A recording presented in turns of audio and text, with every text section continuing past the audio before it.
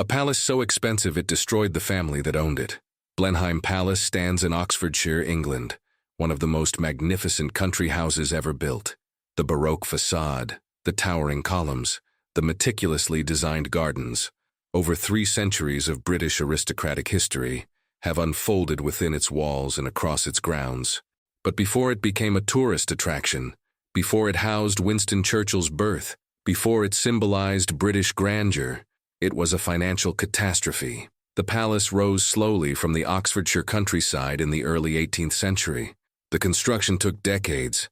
The costs spiraled beyond control. The debt accumulated across generations. This is the story of how Blenheim Palace was built, the military victory that justified its construction, the architectural ambition that made it ruinously expensive, the generations of dukes who struggled under its financial weight, and the American heiress whose fortune finally saved it. The palace's history is complicated. It was built as a gift from a grateful nation, but became a burden that nearly destroyed the family it was meant to honor. That reality is part of the story, neither to be ignored nor sensationalized, but understood as historical fact. Blenheim Palace took shape between 1705 and 1733, with the Spencer-Churchill family struggling to maintain it ever since. Understanding how and why it was built requires understanding the military victory that made it possible, the architectural ambitions that made it expensive, and the financial realities that made it unsustainable. If you're interested in architectural history and how Britain's most magnificent palace became a financial prison, please consider subscribing. I would also love a comment if you have additional insights on the story of Blenheim Palace. Let's begin with the military victory that made everything else possible, the gift from a grateful nation. When John Churchill, 1st Duke of Marlborough, led Allied forces to victory at the Battle of Blenheim in 1704, he changed the course of European history. The battle, fought in Bavaria during the War of Spanish Succession, was decisive. Marlborough's tactical brilliance defeated French and Bavarian forces, preventing French domination of Europe. The victory was celebrated across England and Allied nations. Queen Anne, grateful for Marlborough's service, decided to reward him with something unprecedented, not just money or titles, though he received those as well, but a palace, a residence befitting a military hero who had saved England from French expansion. The gift would be substantial, paid for by the nation, a monument to victory and gratitude. The decision to build a palace rather than simply grant money reflected the period's values. Physical monuments demonstrated permanence and importance. A grand building would stand for generations, reminding future Britons of Marlborough's achievements. The palace would be named Blenheim, after the battle that justified its construction. Queen Anne granted the royal manor of Woodstock in Oxfordshire as the building site. The location was significant. Woodstock had royal connections dating back centuries. The land was substantial, providing space for a palace and extensive grounds. The setting was appropriate for a building meant to rival royal residences. The gift came with royal funding. The crown would pay construction costs, or so the initial understanding suggested. Marlborough would receive a palace without personal expense.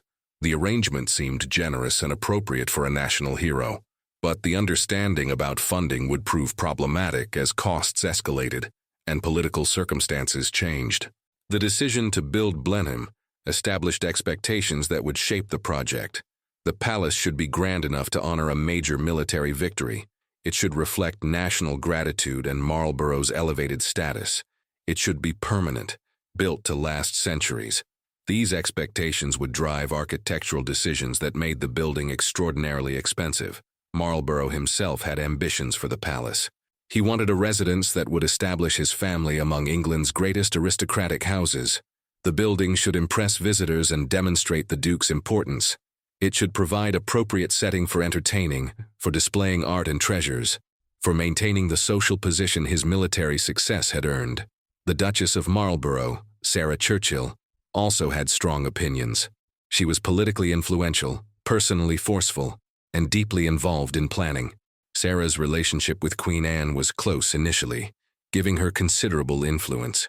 Her preferences would shape many decisions about the palace's design and construction. The selection of an architect was crucial. The commission went to John Vanbrugh, a playwright turned architect who had recently designed Castle Howard in Yorkshire. Vanbrugh's work at Castle Howard demonstrated his ability to create dramatic, imposing structures. His theatrical background influenced his architectural approach, favoring bold gestures and impressive scale. Vanbrugh's vision for Blenheim was ambitious. He proposed a massive baroque palace, larger and more elaborate than typical English country houses. The design featured a central block with extensive wings, courtyards, and subsidiary structures. The scale was unprecedented for a non-royal residence. The architectural language was theatrical and grand, emphasizing drama and monumentality. The design reflected Baroque principles popular in continental Europe, but less common in England: heavy ornamentation, complex massing, dramatic contrasts of light and shadow. Vanbrugh adapted these continental ideas to English circumstances, creating something unique.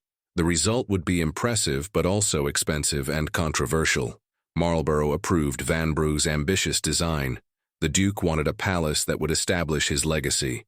Vanbrugh's proposal promised exactly that. The scale and grandeur would ensure Blenheim stood among England's greatest houses. The decision to proceed with Vanbrugh's ambitious design set the project on a path toward both architectural significance and financial disaster. Construction began in 1705. The foundation stone was laid with appropriate ceremony. The project that would consume decades and fortunes had officially started, building the monument. The construction of Blenheim Palace required enormous resources from the beginning. The site at Woodstock needed extensive preparation. The ground required leveling in some areas. Drainage had to be addressed. The terrain needed shaping to accommodate Vanbrugh's ambitious design. The preparatory work was substantial before actual building could begin. Stone for the palace came from local quarries in Oxfordshire. The stone was relatively good quality, suitable for major construction, but the quantities required were massive. Vanbrugh's design called for thick walls, elaborate ornamentation, and extensive structures. Quarrying, transporting, and working the stone required significant labor and time. The workforce assembling for construction was large and diverse. Skilled craftsmen, including stonemasons, carpenters, and plasterers, were essential. Many came from across England, attracted by the scale of the project and the promise of steady work. The skilled workers received wages, though payment sometimes lagged as funding issues emerged. Unskilled laborers provided muscle power for moving materials, digging foundations, and assisting skilled craftsmen. The labor requirements were enormous given the project's scale. Hundreds of workers were employed at peak construction periods. Managing this workforce, ensuring adequate supplies, and coordinating the complex work required substantial organizational effort. Vanbrugh supervised the architectural design and overall direction. He worked with skilled builders who translated his designs into actual construction. The relationship between architect and builders was sometimes tense. Vanbrugh's theatrical vision didn't always align with practical building realities. Compromises and modifications occurred throughout construction. The palace's foundation work took considerable time. The structure's weight required substantial foundations. The ground conditions at Woodstock necessitated careful foundation construction to prevent settling. The foundation work proceeded through 1705 and into 1706 before walls began rising significantly. The exterior walls rose gradually as stone blocks were shaped, positioned, and mortared into place. The work was physically demanding and required precision. The Baroque design featured complex curves, projections, and ornamental elements that complicated construction. Each architectural feature required careful execution to match Vanbrugh's design intentions. Progress was visible but slow. By 1707, the basic outline of the central block was emerging. By 1708, walls were rising toward their intended heights, but the work was far from complete. The elaborate roofline, the interior spaces, the finishing work, all still lay ahead. Years of construction remained before the palace would be habitable. The costs were escalating beyond initial estimates.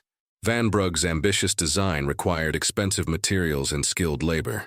The Baroque ornamentation was labor-intensive to execute. The sheer scale meant that every aspect of construction consumed resources at unprecedented rates. The bills submitted to the royal treasury grew larger and more frequent. Political circumstances began affecting the project. Marlborough's political position, initially unassailable after Blenheim, weakened as the War of Spanish Succession dragged on. Political opponents gained influence.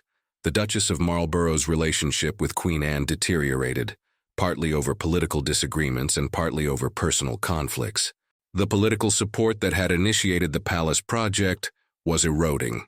By 1710, the political situation had changed dramatically.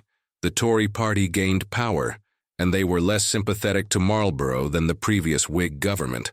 Questions arose about the costs of Blenheim, and whether the nation should continue funding what critics called Marlborough's vanity project. The political consensus supporting the palace was collapsing. In 1711, the crisis arrived. Marlborough was dismissed from his military commands, amid accusations of financial impropriety. The charges were politically motivated, but the damage was done. The Duke's political position collapsed. Queen Anne, influenced by new advisors and estranged from the Duchess, stopped royal funding for Blenheim. The treasury payments that had sustained construction ceased abruptly. The stoppage of royal funding left the project in crisis. Construction was well advanced but far from complete. Workers were owed wages. Suppliers had outstanding bills. The palace stood as a massive, expensive, incomplete structure. Vanderbilt and the builders faced an impossible situation: continue working without payment or abandon the project. Marlborough, now politically disgraced and financially strained, faced a terrible choice. He could abandon the incomplete palace, wasting years of work and leaving a monument to failure. Or he could pay for completion himself, draining his personal fortune to finish what was supposed to be a gift from the nation. He chose to continue, committing his own resources to complete Blenheim. The decision to self-fund completion was financially catastrophic. Marlborough was wealthy from military service and investments, but not wealthy enough to easily absorb the costs of completing a palace designed to be funded by the royal treasury. The expenses consumed his fortune. The palace that was supposed to honor him became a financial burden. Construction continued, but at reduced pace. Marlborough couldn't match the funding levels the royal treasury had provided. Workers were paid irregularly. Some left for other projects. Progress slowed significantly. The palace that had risen rapidly when royally funded now crept toward completion as Marlborough struggled to pay bills.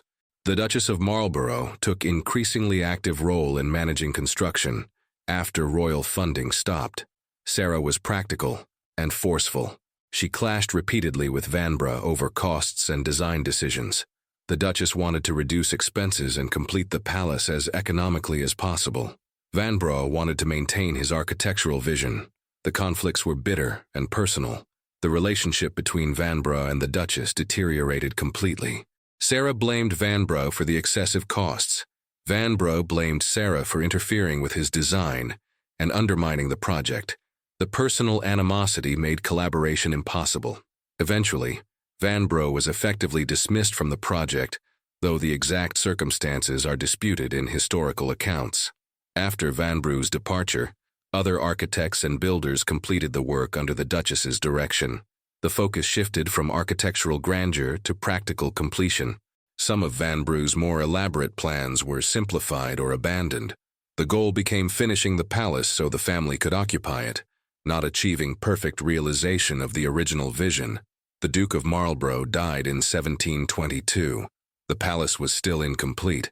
He had spent his final years watching his fortune drain into the building that was supposed to honor him.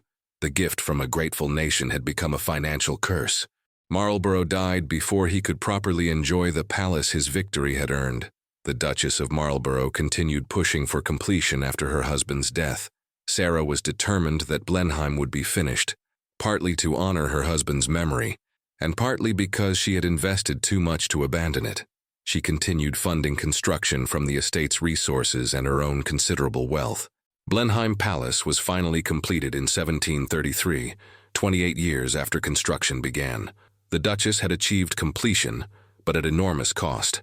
The palace stood magnificent and imposing, one of England's grandest houses, but the financial price had been devastating. The estate was burdened with debt. The family fortune was depleted. The palace was complete, but the cost of completion had impoverished the family it was meant to glorify. The inheritance problem. When the first Duke of Marlborough died in 1722, his grandson inherited the title and Blenheim Palace.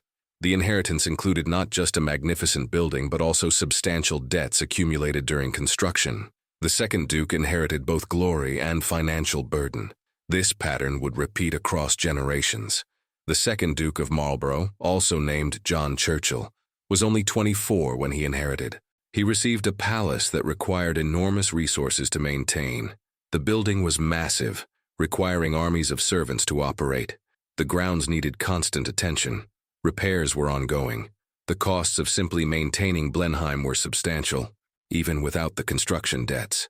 The estate's income, while considerable, was insufficient for the palace's demands. The Marlborough estates included agricultural land that generated rent income, but the income couldn't cover both maintaining the palace and servicing the debts from construction. The second Duke faced immediate financial pressure that would characterize his entire tenure. Each subsequent Duke inherited the same problem. The palace required constant expenditure. The estate income was inadequate. The debts accumulated rather than diminished. The third, fourth, and fifth Dukes all struggled with Blenheim's financial demands. The palace that was supposed to elevate the family instead became a weight dragging them toward bankruptcy. Maintenance costs were relentless. The palace's roof was enormous and complex, requiring constant repair. Water infiltration was an ongoing problem. The baroque design, while impressive, created maintenance challenges. Complex architectural features were expensive to repair. The elaborate interiors required preservation. Every aspect of the building demanded attention and money. The grounds added additional expense. The gardens and parkland surrounding Blenheim were extensive. Maintaining them in appropriate condition required gardeners, groundskeepers, and ongoing investment. The landscape was part of the palace's grandeur, but also part of its cost. Letting the grounds deteriorate would diminish the property, but maintaining them consumed resources. Staffing the palace required substantial payroll. Dozens of servants were necessary to operate a house of Blenheim's scale. Housekeepers, maids, footmen, cooks, stable staff, groundskeepers. Each required wages, housing, and food. The household expenses were constant and substantial. Reducing staff would make the palace less functional, but maintaining full staff was expensive. The Dukes attempted various strategies to manage the financial burden. Selling art and furnishings provided temporary relief. The palace contained valuable collections accumulated by the first Duke and subsequent generations. Selling pieces generated cash but diminished the estate. Each sale reduced the family's assets while the palace's demands continued. Selling land was another strategy. The Marlborough estates included substantial agricultural holdings. Selling parcels generated significant sums, but reduced the estate's income-generating capacity. The sales provided short-term financial relief, while worsening long-term financial position. The estate was being consumed to maintain the palace. Borrowing became necessary and chronic. The Dukes borrowed against the estate's value and future income. The loans provided cash for immediate needs, but added debt service to ongoing expenses. The borrowing created downward spiral. Loans covered current costs, but the interest payments increased future costs, requiring additional borrowing. By the mid-19th century, the financial situation was desperate. The seventh Duke of Marlborough, who held the title from 1840 to 1857, faced particularly severe problems. The palace was deteriorating from deferred maintenance. The estate was heavily mortgaged. The family's financial position was precarious. The eighth Duke, John Winston Spencer Churchill, inherited in 1857. He attempted reforms and economies, but the fundamental problem remained. The palace's costs exceeded the estate's income. The accumulated debts were overwhelming. The eighth Duke managed to stabilize the situation somewhat through careful management and fortunate investments, but he couldn't solve the underlying problem. When the eighth Duke died in 1883, his son inherited as ninth Duke. Charles Spencer Churchill, known by his courtesy title Sonny Marlborough, was only 12 years old. He inherited a palace that was cold, damp, and falling apart. He inherited debts that threatened the estate's survival. He inherited a title that came with crushing financial obligations. Sonny Marlborough came of age in 1892, assuming control of the estate at 21. The situation he faced was dire. Blenheim's roof was leaking badly. Water damage was extensive throughout the building. The staterooms were deteriorating. The gardens were overgrown. The palace that should have been his family's pride was becoming a ruin. The estate's income was insufficient even for basic maintenance. The debts accumulated by previous generations required substantial annual payments. The financial position was unsustainable. Without dramatic intervention, the Marlboroughs would lose Blenheim entirely. The palace would be sold to satisfy creditors, ending the family's connection to the building that had defined them for nearly 2 centuries. Sonny Marlborough needed money desperately. The amounts required were beyond what could be raised through traditional means. Selling more land or art would provide temporary relief, but wouldn't solve the fundamental problem. Borrowing more would only deepen the debt trap. The young duke needed a solution that would provide enough capital to save the palace and restore the estate's financial viability. The solution existed, but it required a sacrifice of a different kind: the Gilded Age marriage market. In the late 19th century, a transatlantic marriage market flourished. American industrial fortunes had created a new class of extraordinarily wealthy families. The Vanderbilts, Astors, and others possessed wealth that dwarfed traditional European aristocratic fortunes. But American wealth, no matter how vast, couldn't buy what these families wanted most: social prestige and aristocratic titles. British aristocrats had exactly what American plutocrats wanted: titles, pedigrees, and social position. But many British aristocratic families faced financial problems. The agricultural depression of the late 19th century reduced estate incomes. Maintenance costs for great houses remained high. Death duties and taxes increased. Many titled families were land-rich, but cash-poor. The solution was obvious: American money for British titles. Marriages between American heiresses and British aristocrats became common during the Gilded Age. The arrangements were often explicitly financial. Dowries were negotiated like business transactions. Marriage settlements specified exactly how much money would transfer and how it would be used. These marriages earned the American brides the nickname "dollar princesses." The term captured both the financial nature of the arrangements and the social elevation the women achieved. An American heiress who married a British peer became a titled lady, gaining entry to aristocratic society that would otherwise remain closed regardless of her family's wealth. For the British aristocrats, these marriages provided essential capital. The dowries could pay debts, repair houses, and restore estates to financial viability. The money came with social costs, as traditional aristocrats looked down on marriages motivated by money. But financial necessity overcame social prejudice. Dozens of American heiresses married into British aristocracy during the late 19th and early 20th centuries. Alva Vanderbilt was particularly ambitious for her daughter Consuelo. Alva had married into the Vanderbilt family and was determined to establish herself in the highest social circles. She had built Marble House in Newport, one of the Gilded Age's most extravagant mansions. But American social prominence wasn't enough. Alva wanted her daughter to become a duchess. Consuelo Vanderbilt was born in 1877 into almost unimaginable wealth. Her grandfather, Cornelius Vanderbilt, had built a railroad fortune. Her father, William Kisum Vanderbilt, was one of America's richest men. Consuelo grew up in luxury, educated by private tutors, trained in languages and arts, prepared for a life in the highest social circles. Consuelo was beautiful, intelligent, and cultured. She could have married well within American society, but her mother had different plans. Alva wanted a titled son-in-law, preferably a duke. The social prestige of having a daughter who was a duchess would cement Alva's position in society. Consuelo's preferences were secondary to her mother's ambitions.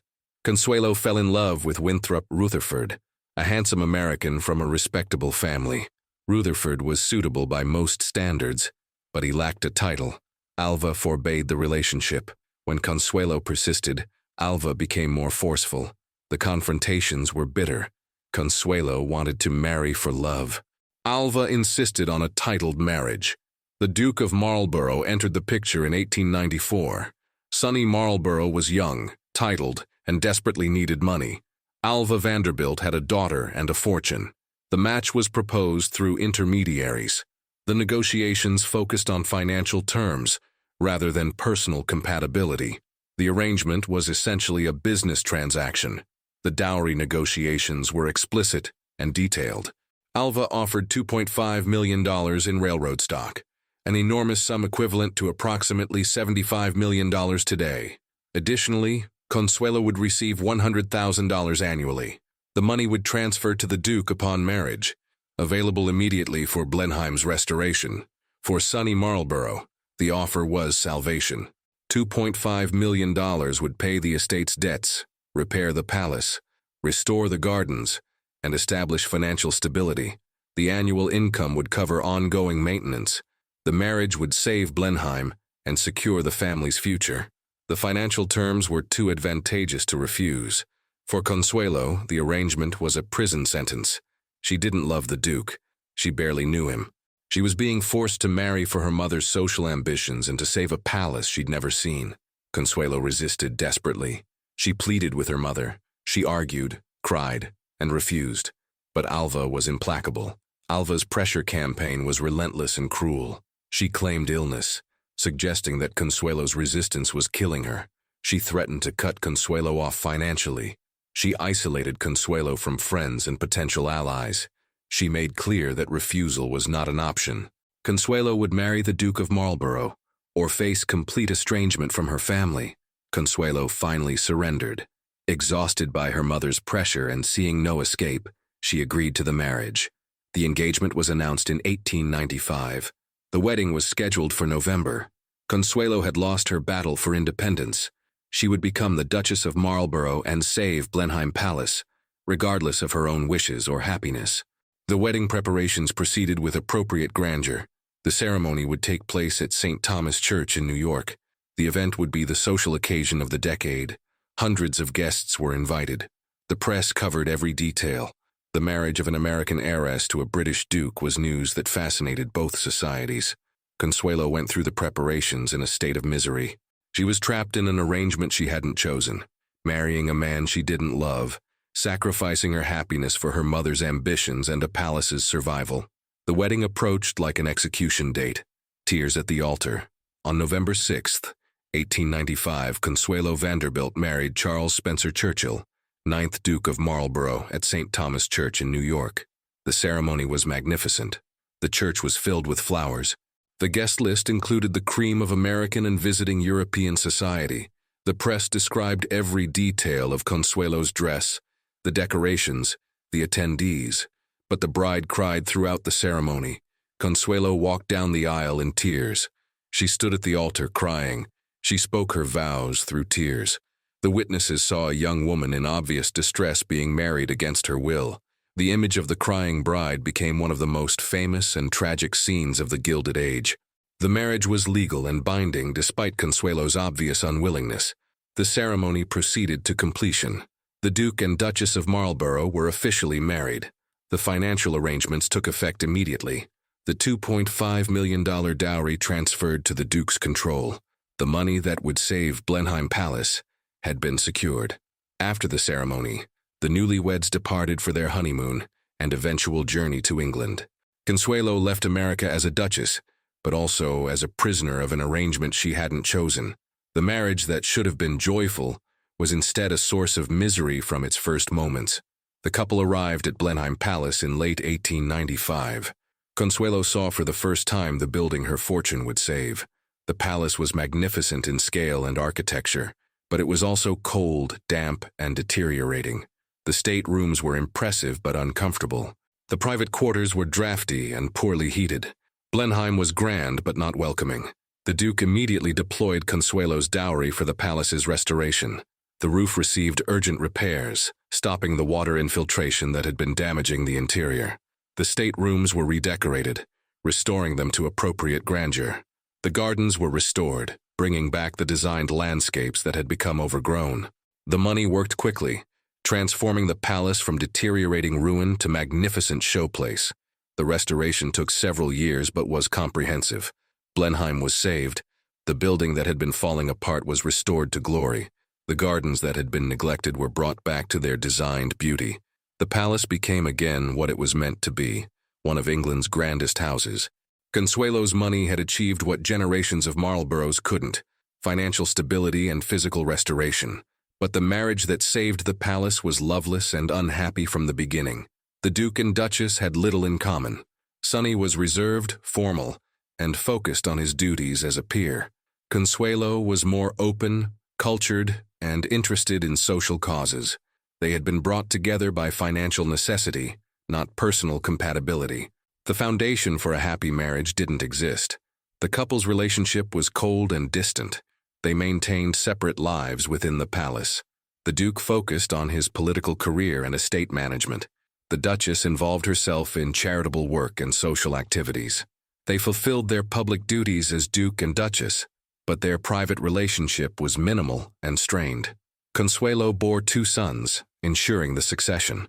The births of the heirs were her primary duty as Duchess. Once that duty was fulfilled, the personal relationship between Duke and Duchess became even more distant. They lived essentially separate lives under the same enormous roof. The palace itself became a kind of prison for Consuelo. Blenheim was magnificent but isolating. The building was enormous and often empty. The English countryside was beautiful but foreign. Consuelo was far from her home country, trapped in a marriage she hadn't chosen, living in a palace her money had saved, but that gave her no happiness. The Duke's behavior contributed to Consuelo's misery. Sonny was reportedly cold and sometimes cruel.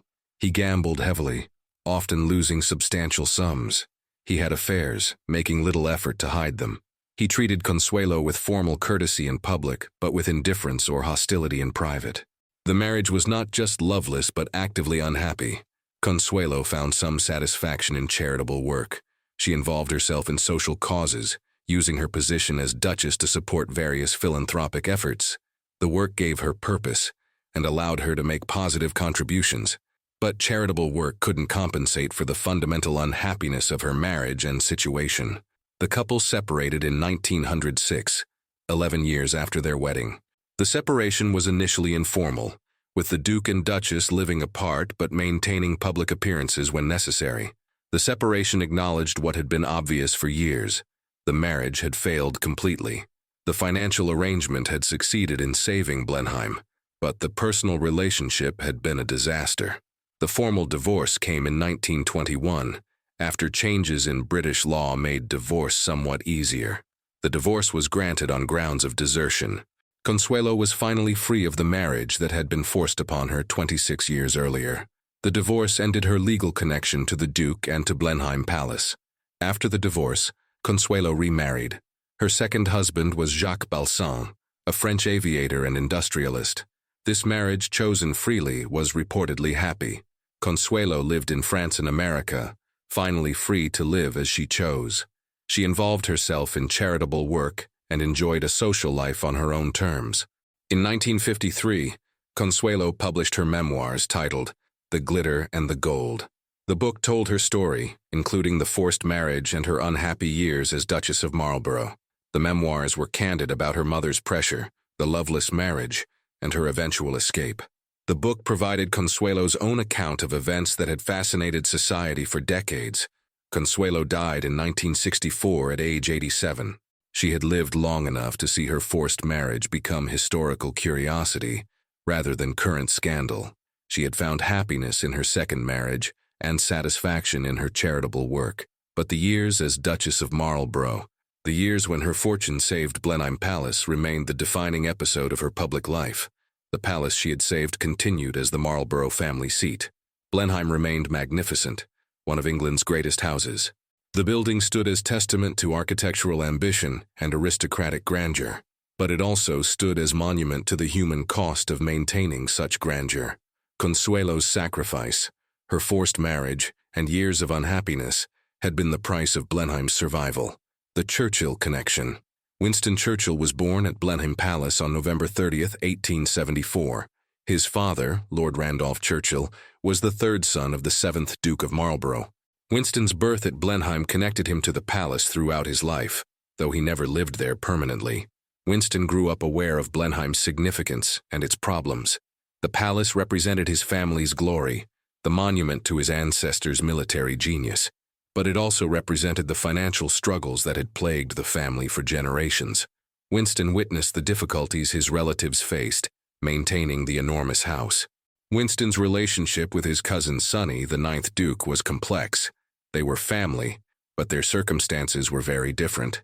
Sonny inherited the title and the palace with all its burdens. Winston inherited neither title nor palace but had to make his own way in the world. The different paths shaped their relationship and their lives. Winston visited Blenheim regularly throughout his life. The palace was family seat and connection to his heritage. He appreciated the building's magnificence and understood its historical significance. But he also saw clearly the costs of maintaining such a place and the sacrifices required to preserve it. The palace influenced Winston's understanding of British aristocracy and its challenges. He saw firsthand how even the grandest families could face financial ruin. He understood that titles and magnificent houses didn't guarantee security or happiness. The lessons from Blenheim shaped his broader understanding of British society and its evolution. Winston's own career took him far from Blenheim's concerns. He became a soldier, journalist, politician, and eventually prime minister. His achievements were his own, not dependent on inherited position or property. But Blenheim remained part of his identity, the place of his birth, and his family's monument. During World War II, when Winston served as prime minister, Blenheim took on additional significance. The palace represented British heritage and continuity. The building that had been built to commemorate military victory in the 18th century stood as symbol of British resilience in the 20th century. Winston's connection to Blenheim added another layer to his symbolic importance as wartime leader. After the war, Blenheim's future remained uncertain. The palace was expensive to maintain. Death duties and taxes threatened aristocratic estates across Britain. Many great houses were being demolished or sold. The Marlborough family faced decisions about Blenheim's future. Could the palace be maintained as a private residence, or would it need to transition to some other purpose? The solution was to open Blenheim to the public. The palace became a tourist attraction, with visitors paying admission to tour the state rooms and grounds. The admission fees provided income that helped cover maintenance costs. The palace remained the Marlborough family home, but also became a public monument and tourist destination. In 1987, Blenheim Palace was designated a UNESCO World Heritage Site. The recognition acknowledged the palace's architectural and historical significance. Blenheim was recognized as an outstanding example of baroque architecture and as a monument to a significant historical event. The designation brought prestige and helped justify continued preservation efforts. Today, Blenheim Palace operates as a major tourist attraction. Hundreds of thousands of visitors tour the palace annually. The admission fees, along with events and other commercial activities, generate income that supports the palace's maintenance. The building that nearly bankrupted the Marlborough family now sustains itself through public access. The current Duke of Marlborough, the 12th to hold the title, still lives at Blenheim. The family maintains private quarters while the staterooms and grounds are open to visitors. The arrangement allows the family to remain connected to their ancestral home while making the palace financially sustainable. Blenheim's survival into the 21st century represents a kind of victory.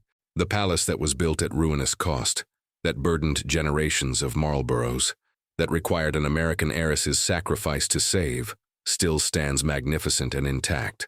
The building has outlasted the financial system that nearly destroyed it and the social system that created it. But the palace's survival came at a cost that shouldn't be forgotten. Consuelo Vanderbilt's forced marriage and years of unhappiness were the price of Blenheim's restoration. Her sacrifice saved the palace when the Marlborough family couldn't save it themselves.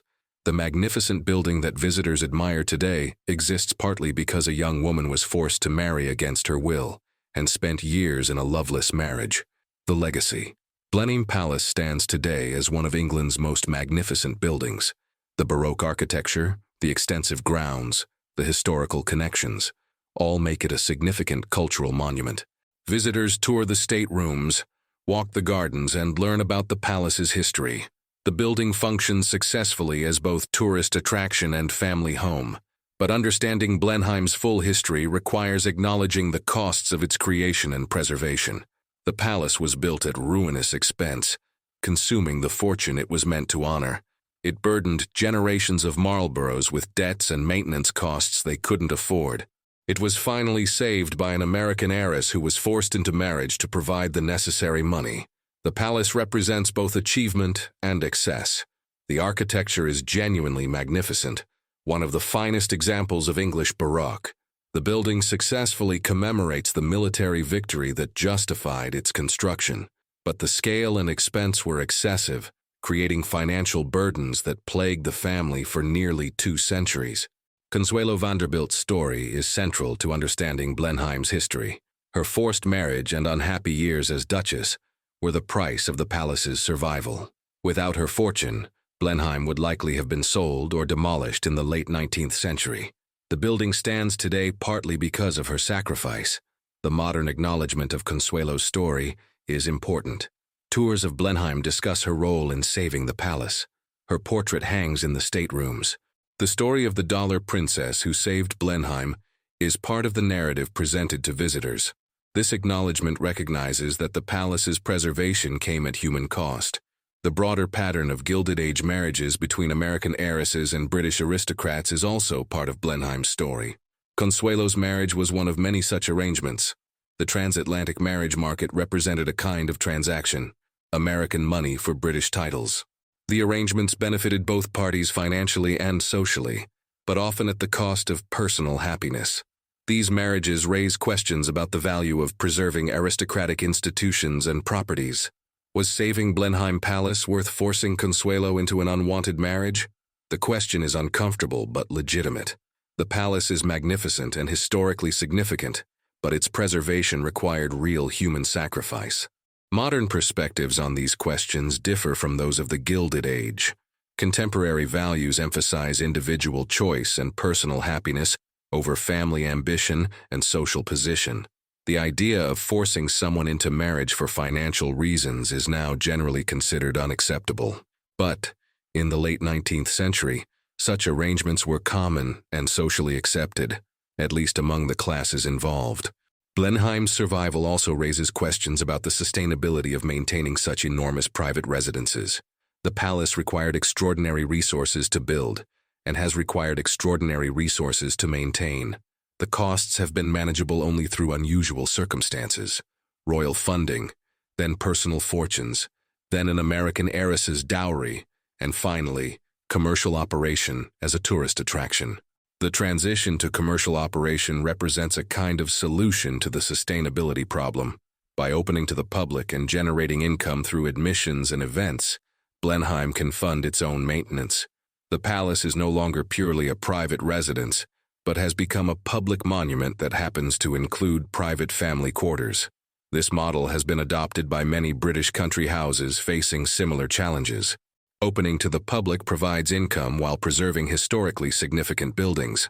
The arrangement requires the owning families to sacrifice privacy and accept that their homes are also tourist attractions.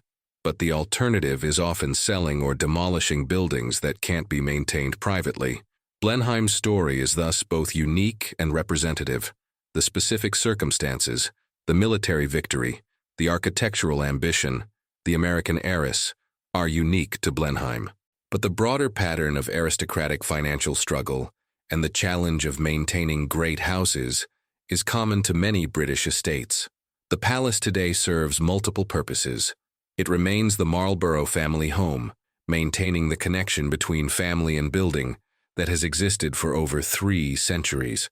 It functions as a major tourist attraction, generating income and providing public access to significant architecture and history. It serves as a venue for events, including concerts, exhibitions, and private functions. The multiple uses make the palace financially sustainable in ways that purely private residence never could be.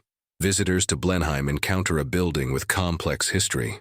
The magnificent architecture and beautiful grounds are immediately impressive. The connection to Winston Churchill adds interest for many visitors. The story of the palace's creation and the military victory it commemorates provides historical context, and increasingly, the story of Consuelo Vanderbilt and the human cost of preserving the palace is part of the narrative. The palace's future seems secure for now. The commercial operation is successful. The building is well maintained. The UNESCO World Heritage designation provides international recognition and support for preservation. The Marlborough family remains committed to maintaining their ancestral home. Blenheim will likely continue functioning as it does now for the foreseeable future, but the palace's history reminds us that magnificent buildings come with costs. The costs are financial, requiring enormous resources to build and maintain. But sometimes the costs are human, requiring sacrifices from individuals who become part of the building's story. Blenheim Palace stands magnificent today, partly because of Consuelo Vanderbilt's sacrifice over a century ago. The building that was meant to honor military victory became a financial burden that nearly destroyed the family it was meant to glorify. The palace that represented aristocratic grandeur required an American fortune to survive. The monument to British achievement was saved by American money and a young woman's forced marriage. These contradictions are part of Blenheim's story. The palace is genuinely magnificent and historically significant.